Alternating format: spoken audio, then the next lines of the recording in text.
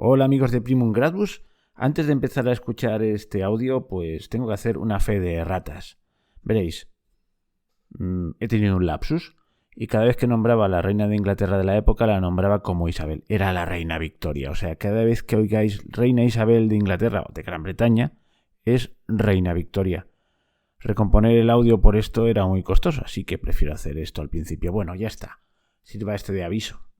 Y empezamos.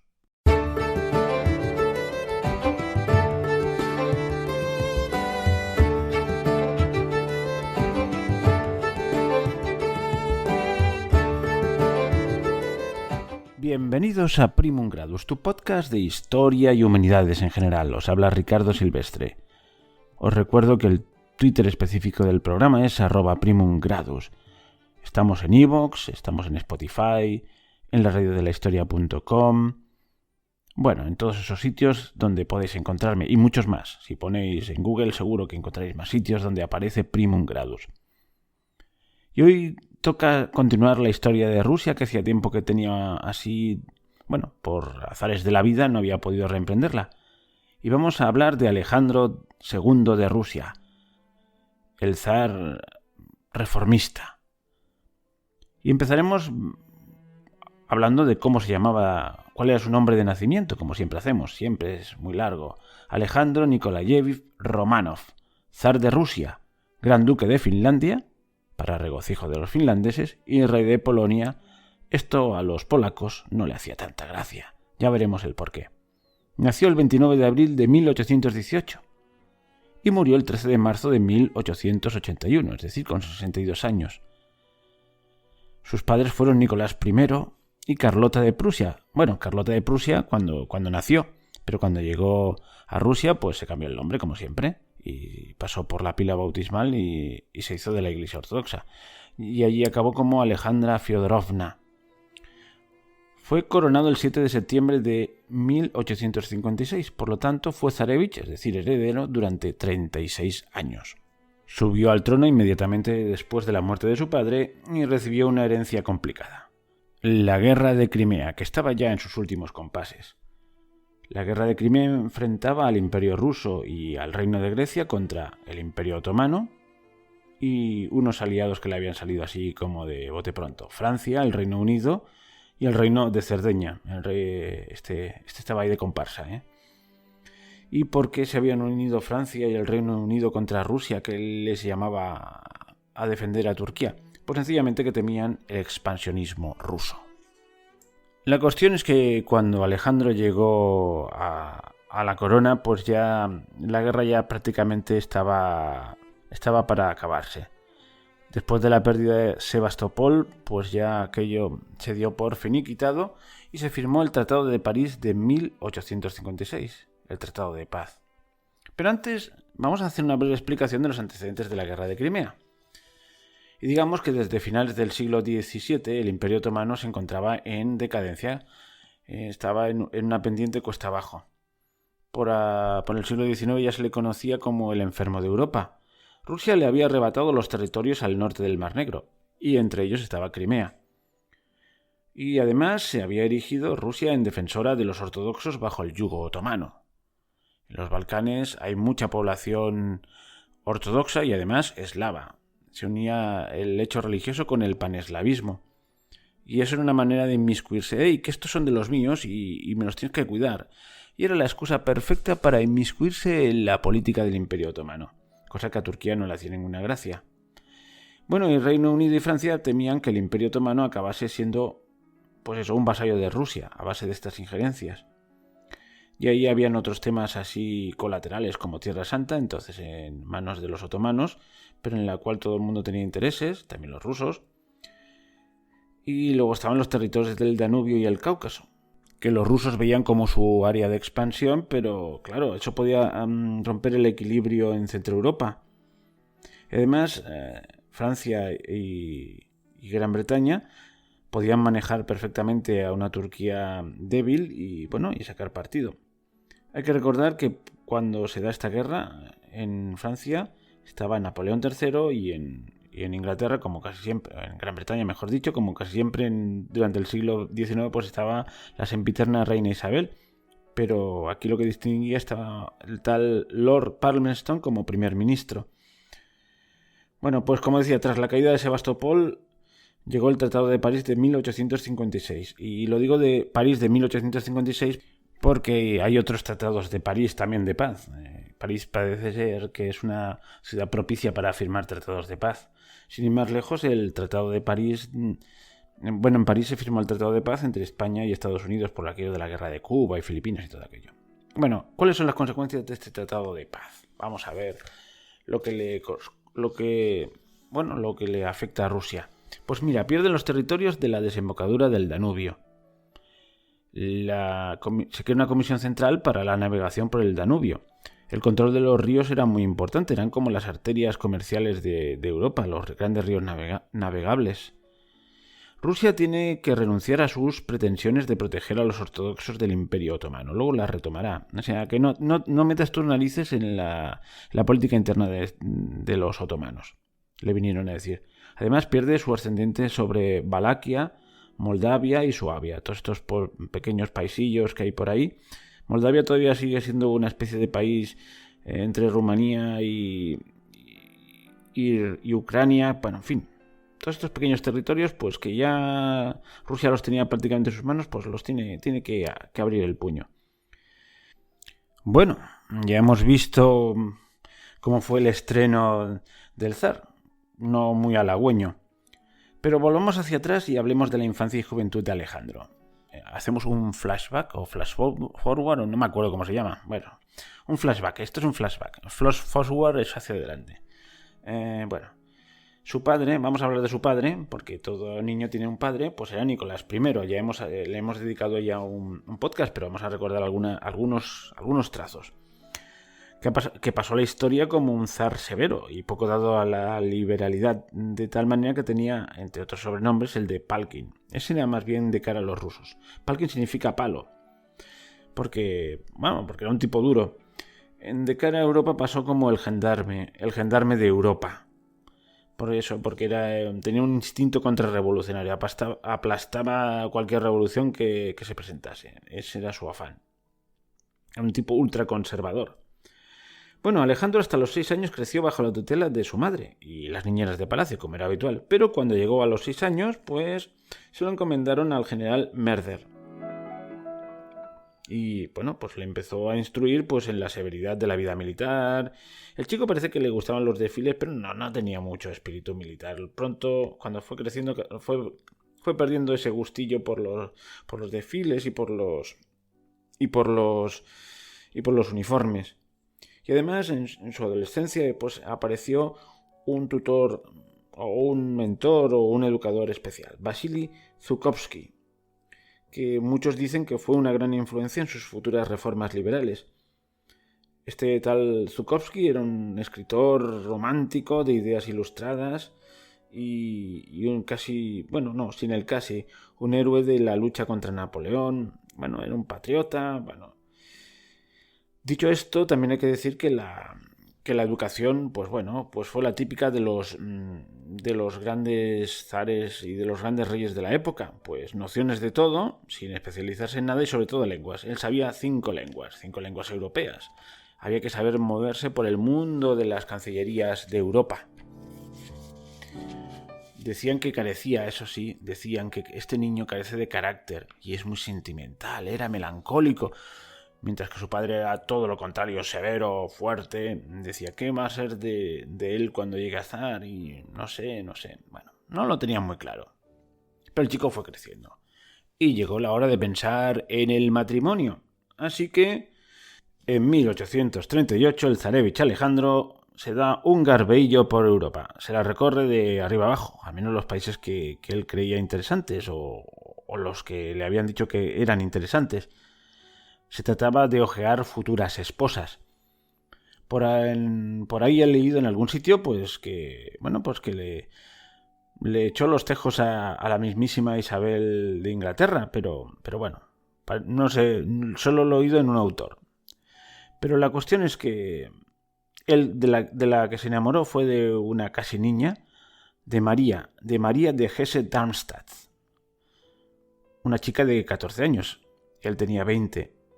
y se casaron pese a la oposición de los zares y parece ser que también de la familia de ella, pero bueno, al final él hizo presión y se casaron. El 16 de abril de 1841 se casó con la princesa María de Hesse-Darmstadt. Así seguía una tradición que ya había seguido su propio padre de casarse, de buscar esposa entre la nobleza prusiana y alemana.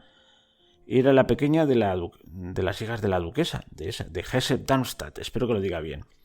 Bueno, la cuestión es que fue realmente un matrimonio por amor y fructífero. Era un hombre romántico. Tuvo 8 hijos, 6 varones, 2 niñas. Bueno, no voy a decir la lista de los hijos, simplemente decir que algunos murieron en la infancia. Al Nicolás Alexandrovich era el zarevich, pero no heredó el trono, sino que fue su tercer hijo, en orden, el segundo varón, Alejandro, que acabó accediendo al trono como Alejandro III, pero de eso ya hablaremos después. Pero este maravilloso matrimonio por amor, pues bueno, duró. Bueno, el amor a lo mejor persistió, pero de una forma especial, porque desde luego Alejandro fue todo menos fiel. Hay que reconocer que tenía una favorita que todo el mundo conocía, Catalina Dolgorukov. Evidentemente no era una campesina, sino una persona de cierto ascendiente, con la cual tuvo 4 hijos, que por supuesto fueron príncipes. Allí en Rusia el llamarse príncipe no tiene las mismas connotaciones que aquí, no es el heredero. El heredero es el zarevich. Pero si leéis una novela de Dostoyevsky, de Tolstoy, todos son príncipes. Digamos, la alta nobleza tiende a estar formada por príncipes y princesas. Por supuesto, los hijos legítimos del matrimonio pues tenían títulos altisonantes, duquesas, etc. Cuando María, que no sé si lo he dicho, se cambió el nombre de María de Hesse-Darmstadt a María Alexandrovna, como siempre, y se convirtió a la ortodoxia, como estaba mandado. Bueno, pues cuando María murió en 1880, pues ya no disimuló más, al fin y al cabo todo el mundo lo sabía, y directamente pues dijo que Catalina Dolgorukov sería su esposa y se casaron. Pero nunca llegó a ser emperatriz porque él murió antes de que la elevase a ese cargo. Y después de este garbeillo por la vida familiar, a la que en algún momento tendremos que volver, al menos para hablar de la sucesión, pues volvamos a donde habíamos dejado la narración, en la Paz de París. Después de la paz viene la época de las reformas. Reformas alentadas por la opinión publicada, que no hay que confundir con la opinión pública, que no es exactamente lo mismo. Publicada digo porque era lo que se leía en los periódicos, en algún pasquín que había por ahí, en libros, lo que emanaba de las clases privilegiadas que se ponían a pensar y les gustaba ser liberales, los grandes burgueses y todas estas gentes y los nobles que tenían ocio para dedicarse a estas cosas. O sea, reformas impuestas, pero de arriba a abajo. Hay un ambiente reformista entre las élites. Surgen intelectuales reformistas que tienen respuesta para todo, discuten y yo tengo claro lo que hay que hacer. Bueno, hay que recordar que es un país agotado y humillado por la guerra. Y lo que está en boga es decir que hay que cambiarlo a imagen y semejanza precisamente de aquellas naciones que les acababan de derrotar. Y aquí entra una vez más la tensión que siempre ha tenido Rusia entre Occidente, Europa y su vertiente más asiática, más oriental. Digamos que los más reticentes, pues hombre, esto de Europa sí, pero no sé. Bueno. Y las clases educadas empiezan a hablar de un espíritu público. Y se habla de reforma administrativa. La pesada burocracia era una de las causas del atraso ruso, de la extensión de la educación y, sí, lo de siempre en Rusia. El fin de la servidumbre. ¿Os acordáis de cuántos zares se les pasó por la cabeza pero ninguno lo llegó a poner en acto? Bueno, pues Alejandro lo hizo. Pero no vamos a hablar de eso ahora, lo dejamos para después. Y ahora que vemos el ambiente como estaba planteado, vamos a ver otros temas. No lo he hecho cronológicamente este podcast, sino por temas, por temáticas. Y quizás habría que hablar de la expansión de Rusia. Una cosa que tenía metida bien clara en la cabeza Alejandro II, que desde luego no era como su padre, pero sí que se le había inculcado una cosa. Tenía que emular a la Gran Catalina. Tenía que seguir expandiéndose. Y por el Tratado de 1856, el de París dichoso, pues se le prohibían tener buques de guerra en el Mar Negro, o sea que se le tapaba un poquito la expansión por Occidente, aunque ya en 1878 las potencias europeas habían bajado la guardia y se permitió unos cuantos enfrentamientos con Turquía en los Balcanes. Pero la gran expansión se dio por el Cáucaso, Asia Central, la colonización de Siberia, de Manchuria, o sea, hacia la parte no de Europa, sino hacia el este, hacia Oriente. Y bueno, vemos que muchas de estas cosas que pasaron entonces tienen ecos en la actualidad. Hoy, en 2021, hay lío en el Cáucaso, hay lío en Ucrania y Crimea. En fin, todo eso viene de ahí, pero no vamos a meternos muy a fondo porque si no acabaríamos. Como cosas curiosas, digamos que se establece la delimitación de fronteras con China, por allí, por Manchuria. Y hay una ciudad, Vladivostok, que es un puerto de un mar cálido. Siempre que pensemos en la política exterior rusa, hay que pensar en una obsesión: conseguir puertos cálidos, una salida a mares abiertos. El puerto tradicional de Rusia, antes de sus grandes expansiones, era Arcángel, que es un puerto que da al mar Ártico, o sea que la mayor parte del año, o por lo menos la mitad del año, está congelado. Entonces, su otra forma de expandirse es a costa del Mar Negro y llegar a la salida del Mediterráneo. Bueno, pues aquí consiguieron un puerto en mar cálido en el extremo oriente, en Vladivostok, tocando con China. Si cogéis un mapa, veréis que Vladivostok es una lengua de tierra que se mete ahí por la Manchuria china y está cerca de Corea. Ya se ve que es una cosa ganada a fuerza de voluntad y es, digamos, el extremo oriente civilizado de Rusia. Pero sigue también por más al norte, por Siberia, llega más al este, pero eso ya no está tan civilizado. Y tan al este se van que cruzan el estrecho de Bering y se plantan en Alaska. Bueno, ya se habían plantado hacía tiempo.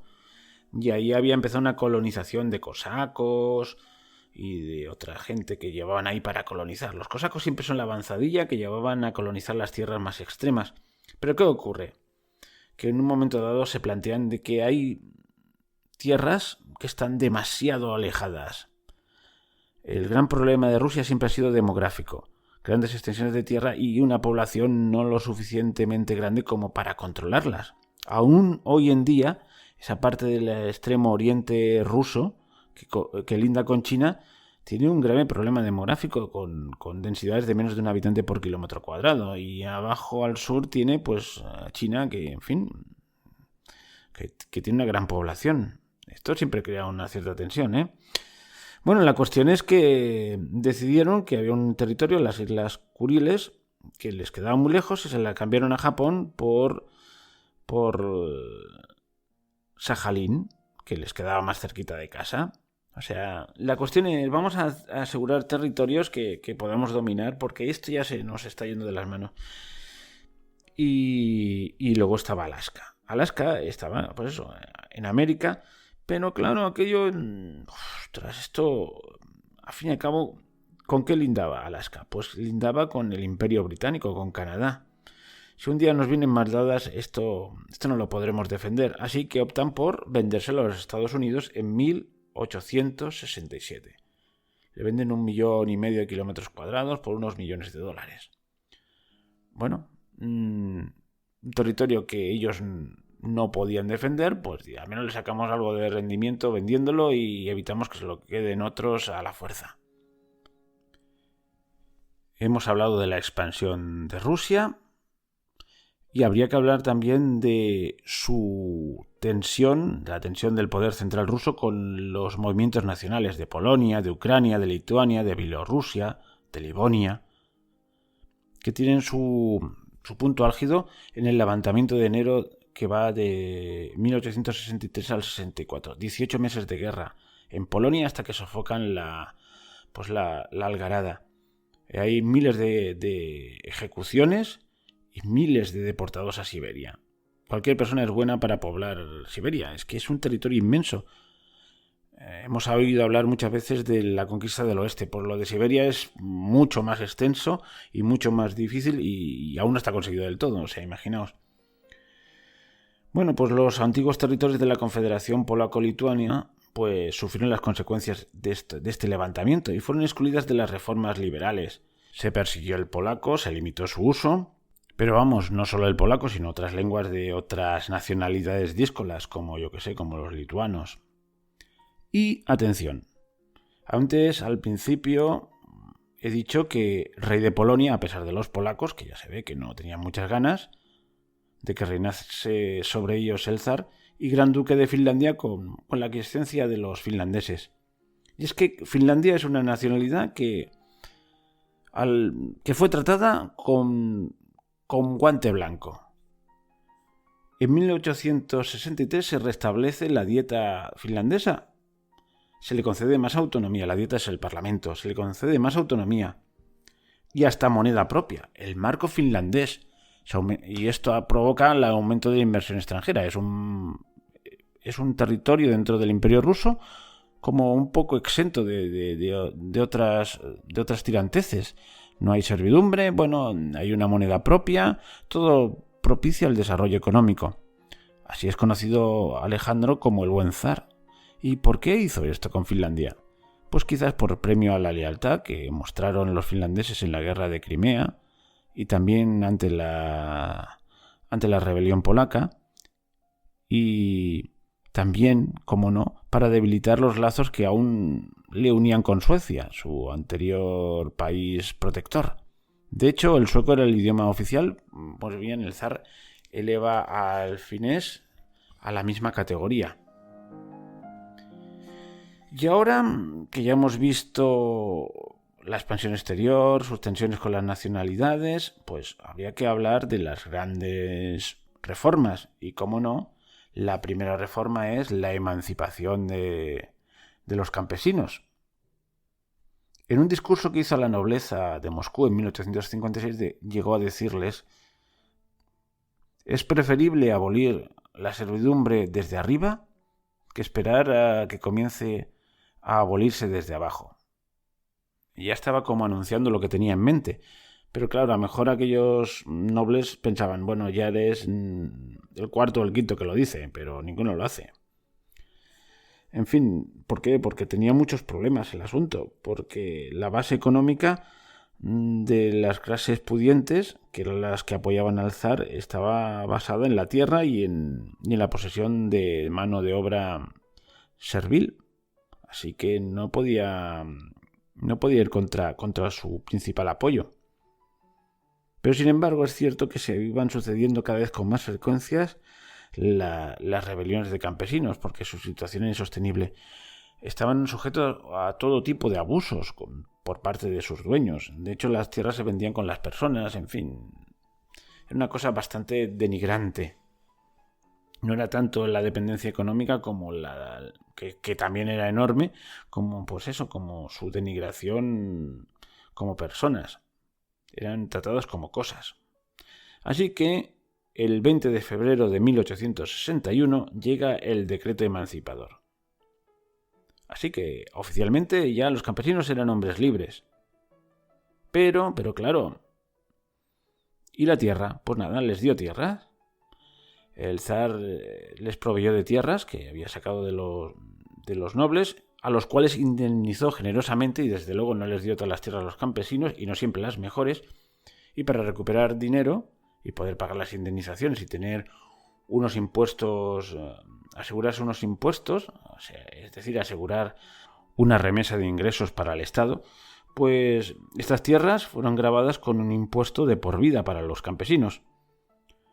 Y ya digo, generosas indemnizaciones para los nobles expropiados. Bueno, la cuestión es que se abolió la servidumbre, pero desde luego no se abolió la pobreza. Los campesinos se organizaron con una manera muy peculiar, que es la obshina o mir, es decir, las tierras comunitarias. Se juntaron en comunidades con las tierras en común y se hacían parcelas de acuerdo a las necesidades familiares de cada uno. Bueno, tenían un régimen interno de funcionamiento y el jefe de estas aldeas comunitarias pues era el encargado de pagar los impuestos al gobierno central con una capitación por cada persona adulta.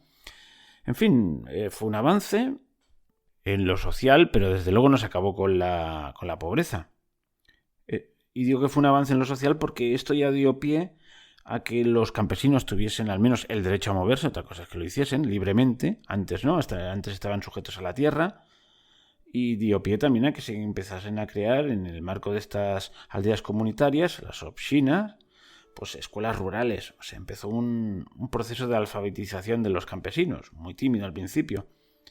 Y también ocurrió el proceso de que algunos campesinos aprovecharon esta libertad económica, aprovecharon una cosa que no conocían, que era el vender, el comprar, el tener dinero en el bolsillo, para empezar a meterse en el mundo del mercado y de la propiedad privada, de tal manera que Tolstoy llega a consignar como algunos campesinos más inteligentes o más diligentes, pues acaban reduciendo a los otros a la condición de jornaleros. Se empieza a crear una pequeña burguesía campesina. Y este derecho de circulación de la gente, pues consigue también de que se aproveche a estos nuevos hombres libres y que pueden ir de aquí para allá para usarlos como colonos en las nuevas tierras conseguidas en Siberia y al oriente. Bueno, esta es la gran reforma, la liberación de la servidumbre.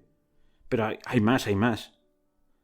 Por ejemplo, la autonomía universitaria, la reforma de la justicia, con nuevos tribunales, con jurados. Se crean gobiernos regionales con consejos que se llamaban zemsta, que eran elegidos por el pueblo. Se hace una reforma militar, se empiezan a crear ferrocarriles. Una reforma militar mirando siempre a Europa. ¿Qué hacen los europeos que lo hacen tan bien? Pues vamos a hacer lo mismo. Los europeos tienen ferrocarriles, vamos a empezar a crear nuestras líneas de ferrocarril. Naturalmente esto significa intervención extranjera, porque no habían capitales ni capacidad técnica para hacerlo. Bueno, reformas sociales, laborales, económicas, Rusia en el camino del progreso. Aunque ya hemos visto que reprimía las nacionalidades con dureza, era capaz de premiar a los finlandeses por haber sido fieles, y parece ser que al pueblo ruso pues le benefició con las nuevas libertades. O sea, habría que pensar que era un zar querido, y posiblemente lo fuese, pero también era un zar bastante odiado, a juzgar por los numerosos atentados. Ni 1, ni 2, ni 3, hasta 6 atentados sufrió a lo largo de su vida. Y lo mejor del caso es que después de cada atentado quedaba como perplejo, no por el atentado en sí, sino porque él consideraba que cómo podían hacerle esto a él, que había sido un benefactor de la patria y del pueblo ruso. No lo podía entender. No se daba cuenta en su mentalidad de que cuando se abre la compuerta de las libertades y la gente empieza a ser consciente de eso, precisamente, de sus derechos, pues se hacen más patentes las desigualdades y las injusticias. ¿Y por qué yo estoy aquí y él está ahí? Los intelectuales progresistas tienen hijos que todavía son más progresistas. Y los pobres, pues cada día son más conscientes de que son pobres y de que pueden mejorar. En fin, esto él no lo veía. Pues vamos a ver todos los atentados que tuvo. El primero fue en 1866, en San Petersburgo, en el jardín de verano del palacio. Y el zar se salvó de milagro porque un hombre que pasaba por allí apartó a tiempo la pistola del terrorista. Vamos, primera vez salvado por la campana. Estaba tan agradecido a Dios porque le había salvado así, casi milagrosamente, que para conmemorar este hecho se construyeron iglesias y capillas en muchas ciudades de Rusia. Segundo atentado, 1867, en París. Estaba visitando a Napoleón III y en el bosque de Bolonia, fue atacado por 2 disparos de un obrero polaco, Bergopowski. Bueno, refugiado en París y que no le tenía mucho aprecio al zar. Se salvó otra vez. Tercer atentado, una mañana del 20 de abril de 1879. Alejandro iba caminando hacia la plaza de la Guardia Personal y allí fue atacado por un estudiante llamado Alexander Soloviov. Cuando Alejandro vio el revólver en las manos de este muchacho, huyó corriendo. Soloviov disparó 5 veces, pero falló. En fin, ya se ve que era un amateur. La cuestión, este chico fue condenado a muerte y ahorcado el 28 de mayo. Iban 3. Por cierto, el hecho de que fuese un estudiante, pues nos lleva a pensar que había algo detrás, y efectivamente había un grupo de revolucionario que estaba conspirando. Ese caldo de cultivo de los intelectuales, pues de los hijos de los intelectuales de las reformas, pues ahí estaba. Y efectivamente luego surgió un grupo de terrorista o de conspiradores, se titulaba Narodnaya Volia, Voluntad del Pueblo. Este grupo revolucionario radical pues creía en la revolución social y organizó una explosión en el ferrocarril que iba de Livadia a Moscú, pero no alcanzaron al vagón del zar. Se salvó otra vez de milagro, o sea, destruyeron todo el tren menos el vagón que tocaba destruir. Pero bueno, estos señores de la Narodnaya Volia, de la voluntad del pueblo, no se daban fácilmente por vencidos. Así que el 5 de febrero de 1880 se dedicó a usar otra vez el explosivo, esta vez en un salón del Palacio de Invierno. Pero el zar volvió a salir ileso. Eso sí, 67 personas fueron afectadas, entre muertos o heridos. Pero ya os digo, parecía que este zar tenía un ángel de la guardia, un ángel custodio muy, muy eficaz. La cuestión es que ya se había detectado que habían grupos organizados, grupos, lo que llamaríamos grupos terroristas, y había que tomárselo en serio. No era un loco que iba por ahí, ¿no? Esto era gente organizada. Así que después de este último intento de asesinato, fue nombrado un tal Mikhail Loris Melikov como jefe de la Suprema Comisión Ejecutiva, y se le dieron poderes extraordinarios para luchar contra estos grupos revolucionarios. Pero de nada sirvió. Por fin llegó el atentado definitivo. Muy rocambolesco, no voy a entretenerme en contarlo, fue en San Petersburgo, cerca del puerto, y digamos que hubo una primera bomba contra el carruaje que rebotó y mató a todos menos al zar, como siempre. Fue corriendo y había otra persona que por fin le arrojó la bomba que le iba a matar. Pero para que veáis cómo estaba la situación, había otro tercer hombre con otra bomba, porque esta organización terrorista tenía bien claro que esta vez no se les escapaba. Y esta vez no se les escapó. Digamos, el zar se quedó sin piernas y murió desangrado y con fuertes dolores al cabo de unas pocas horas. Este fue el triste final de un zar reformista, lo cual animaría a los que viniesen después a ser más cautos y a no pensar que por el hecho de hacer reformas todo el mundo te iba a aclamar y a ser tu amigo. ¿Quién le sucedió? Pues su tercer hijo, porque en orden, el segundo varón, porque el primero, que el zarevich había muerto en la juventud. Y bueno, este atentado tuvo sus consecuencias. En primer lugar, pues se pararon en seco las reformas liberales, y a consecuencia de ellos, de este atentado, de este terror antiterrorista, empezaron los pogromos, la persecución de los judíos. Siempre cuando hay grandes turbaciones se busca un chivo expiatorio, y uno de ellos fueron los judíos. Pero esto es tema para el próximo podcast de historia de Rusia.